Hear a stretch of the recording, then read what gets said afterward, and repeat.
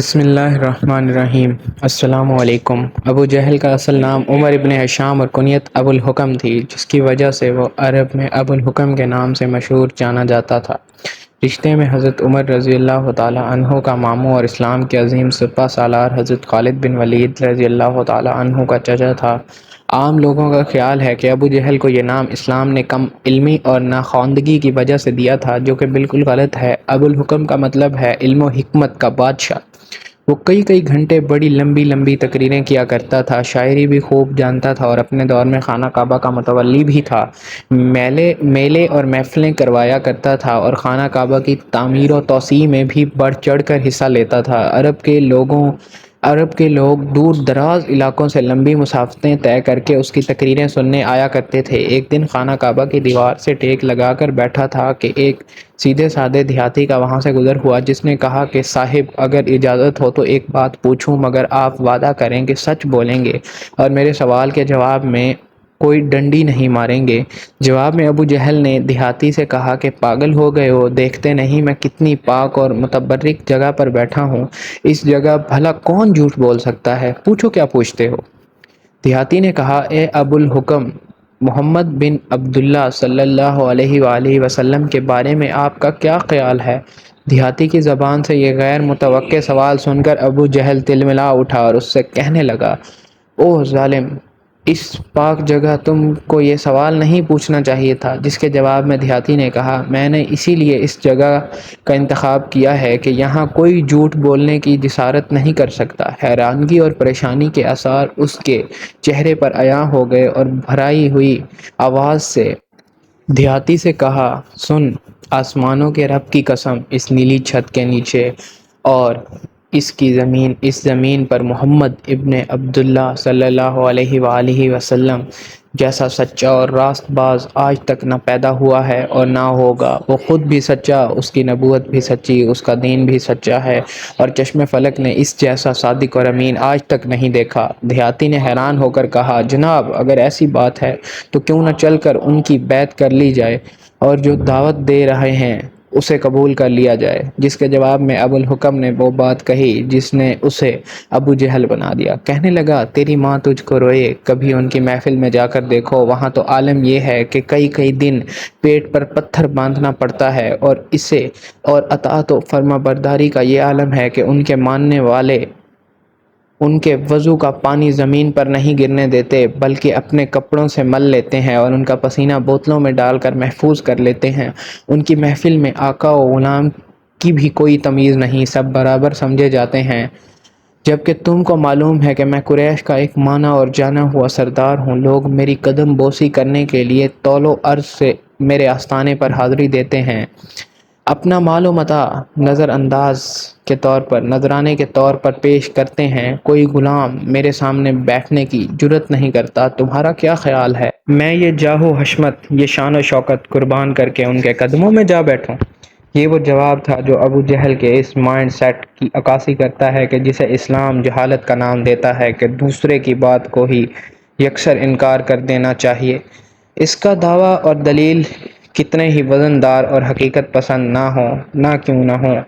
عمر ابن ہشام کو ابو جہل یوں ہی نہیں کہا گیا، بلکہ ایک بار تو ایسا ہوا، بڑی تیز بارش اور آندھی و طوفان تھا۔ ابو جہل کے دروازے پر دستک ہوئی تو اس نے اپنی بیوی سے کہا کہ اتنے خراب موسم میں میرے دروازے تک آنے والا جو بھی سوال کرے گا، مجھے لات و عزا کی قسم میں انکار نہیں کروں گا۔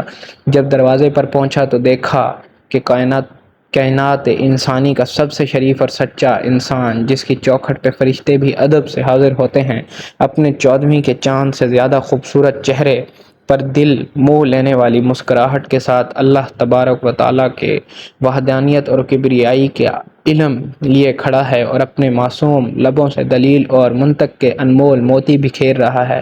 مگر ابن ہشام کی جہالت اور بدبختی کی انتہا دیکھیے۔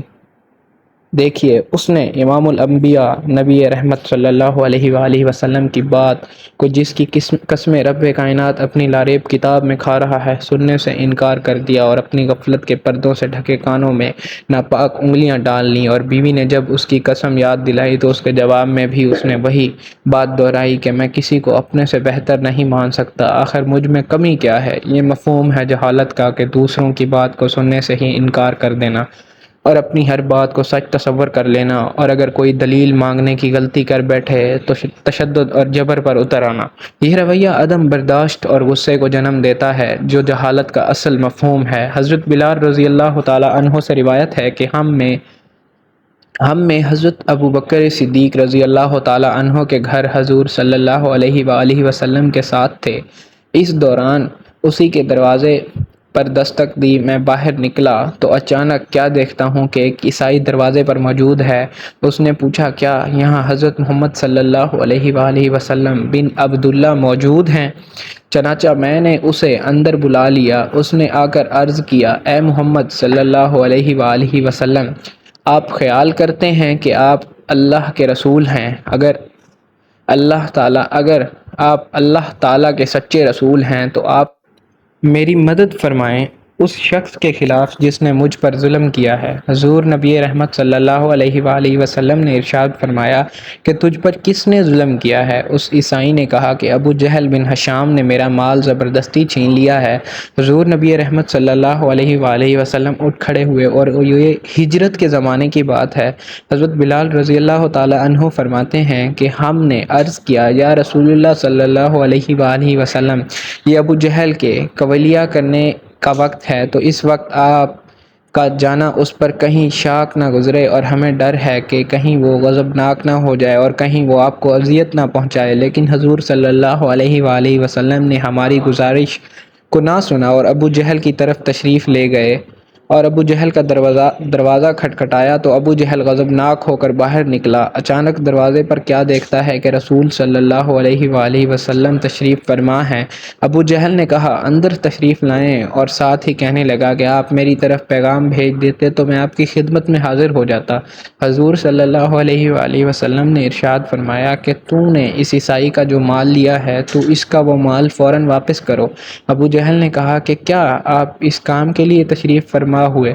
اگر آپ اس بارے میں کسی شخص کے ہاتھ پیغام بھیج دیتے تب بھی میں مال واپس کر دیتا۔ حضور صلی اللہ علیہ وآلہ وسلم نے فرمایا، بات کو طویل کرو اور تم اس عیسائی کا مال اس کو واپس کرو۔ اور ابو جہل نے اپنے غلام سے کہا کہ اس عیسائی کا جتنا مال تو نے لیا ہے جلدی سے اس کو نکال کر اس کے حوالے کرو۔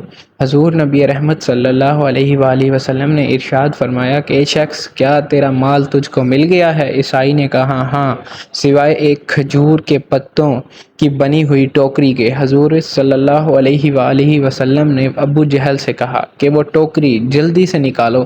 چنانچہ ابو جہل نے اسے اپنے گھر کے اندر تلاش کیا لیکن وہ ٹوکری نہ ملی۔ آخرکار ابو جہل نے اس ٹوکری کے بدلے میں اس سے بہتر ایک اور ٹوکری دی، اور ابو جہل کی بیوی نے ابو جہل سے کہا کہ بخدا تو نے انتہائی ذلت اور عاجزی کے ساتھ ابو طالب کے یتیم کی خاطرداری کی ہے۔ ابو جہل نے اپنی بیوی سے کہا کہ جو کچھ میں نے دیکھا ہے اگر تو دیکھ لیتی تو ایسی باتیں نہ کرتی۔ اس نے کہا کہ تو نے کیا دیکھا ہے؟ ابو جہل نے کہا کہ میری قوت کے باوجود جو کچھ ہوا تو اس پر مجھے رسوا نہ کر۔ کہنے لگا کہ اس نے دونوں کندھوں پر دو شیر بیٹھے ہوئے دیکھے، جب بھی میں ارادہ کرتا کہ کہوں میں مال واپس نہیں کرتا تو وہ قریب تھا کہ وہ دونوں مجھے پھاڑ کھاتے۔ اس ڈر کے مارے میں ان کی عزت کی۔ حضرت بلال رضی اللہ تعالی عنہ نے فرمایا کہ جب عیسائی نے وہ سارا منظر دیکھا جو منظر ابو جہل دیکھ چکا تھا تو اس نے زبان حال سے کہا کہ اے محمد صلی اللہ علیہ وآلہ وسلم، آپ اللہ کے سچے رسول ہیں اور آپ کا دین برحق ہے۔ چنانچہ اس نے اسلام قبول کر لیا، اور اس کا اسلام کو قبول کرنا ایک مظلوم کی مدد کرنے کی برکت سے تھا۔